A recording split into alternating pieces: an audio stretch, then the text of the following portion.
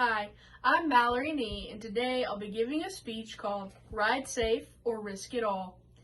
There are certain things in life where you have the option of taking precautionary measures. There, in the midst of decision making, part of you is fighting for your pride, part of you is fighting for safety, and another part of you is just going with the flow. When you become more knowledgeable on a decision, you are more likely to make a logical choice. One instance in particular is riding horses with or without a helmet. Today, I will be providing 3 stakeholders who are directly affected by riding with or without helmets. Today, many children do not want to wear helmets when riding for one sole reason.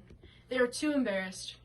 They fear that they will be made fun of for wearing an ugly, bulky helmet. Most kids dread the thought of having to wear them, and I completely understand why. Most kids who don't want to wear helmets are not aware of the consequences that ride with them and the many risks that tag along. On average, wearing helmets while riding horses prevents about 75% of head injuries per year. Just by wearing a helmet, you could be protecting your own life. On the other hand, not very many people wear helmets, and you could possibly be pointed as an odd one out. It's up to the rider and his or her parents to decide what is more important, self-pride or protection. The second stakeholder is those who decide not to wear helmets while riding. For example, many rough stock riders choose not to wear helmets because it's the cowboy way. They have decided that their tough side would not be compromised by the pity of wearing a ridiculous helmet. Some argue that when it's your time to go, it's your time to go, and they're willing to take extreme risks, putting their physical integrity and life on the line. Some call it inherited stubbornness, and they aren't far from the facts. Most cowpunchers and rough stock riders will tell you that they will not change their ways because it's the way it's always been. 80% of people who sustained head injuries while riding horses were not wearing helmets.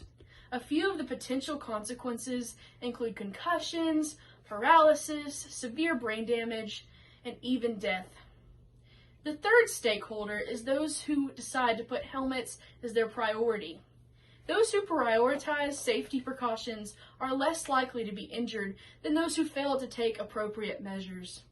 In a 2017 statistic, only 20% of riders wear helmets while riding. Well, this leaves the majority at much higher risk. One person whose life was spared by wearing a helmet is world champion barrel racer Fallon Taylor. Please watch the following clip.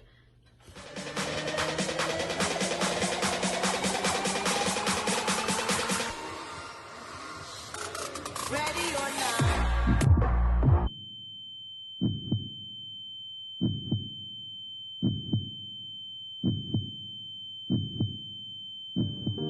This is the gnarliest, wow, this is the gnarliest wreck I've had in a long time.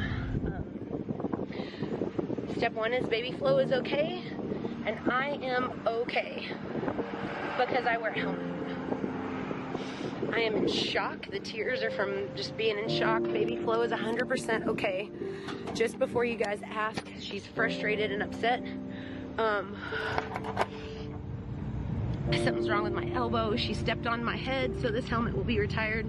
And she stepped on me and my groin, and looks like my elbow took the brunt of the fall. So I'm gonna check it out, and I'm gonna say hi to some Flomies that took a lot of time out of their day to come see me and let them know that I'm okay. You guys can learn from this. If you guys don't wear a helmet, just know my head got stepped on. She missed my face by about 3 inches. Now, a helmet wouldn't have protected my face, but a helmet did just save my life, and that's why I got up and pointed to it so that the announcer would talk about it. Prior to this incident, Fallon was involved in a major accident involving a very dangerous horse. She was not wearing a helmet at the time, and she almost lost her life. The damages could have been limited had she just worn a helmet. Fallon learned the hard way that wearing a helmet while riding is super important, but it's better to be late than never. Her new habit of wearing helmets ended up saving her later in life. Overall, there are many different ways you can look at helmets. They could be a negative attention magnet, something you will absolutely never use, or a lifesaver. The three stakeholders I discussed share different viewpoints, but collectively we can conclude that wearing a helmet while riding is ultimately up to the rider. Thank you.